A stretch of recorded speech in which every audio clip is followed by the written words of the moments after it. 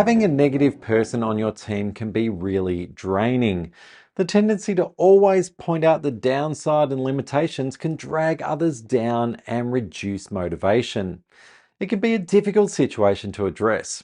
We don't want to shut down criticism or pretend that everything is perfect, and we don't want to respond in a way that makes them feel like they don't belong. However, we also don't want to become trapped in negativity that can impact others' enthusiasm and commitment. Here are some tips that will help you to manage a persistently negative team member. 1. Don't assume it will get better with time. Negativity doesn't tend to go away. In fact, the more you allow it to take hold, the more it can grow within your team. You need to address unreasonable negativity early.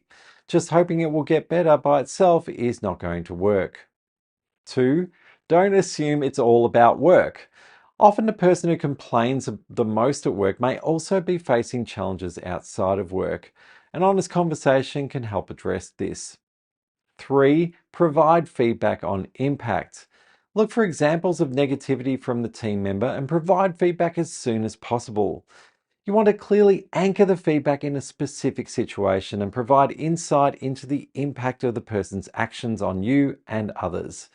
For example, during the meeting earlier today, when you described our new project as a waste of time that will never work, I saw several people look discouraged, and I felt like your comments made the project even harder to achieve. 4. Explore their intent.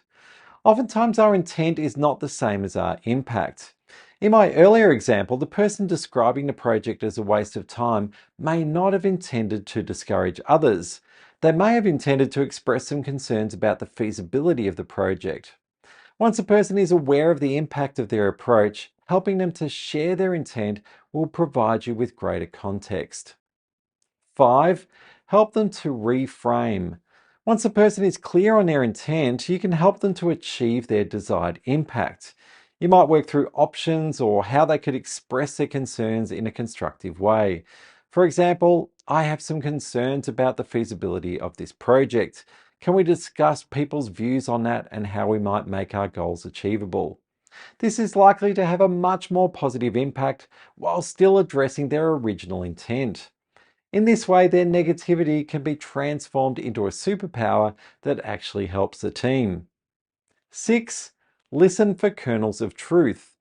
It could well be that the project isn't feasible. Just because something is expressed in a negative or damaging way doesn't mean that there isn't some truth to what they're saying. Asking probing questions to explore their perspective can help draw out a new perspective in a more positive and actionable way. And 7, recognize improvement. Look for examples of the person expressing things in more constructive ways and provide positive, encouraging feedback to the individual.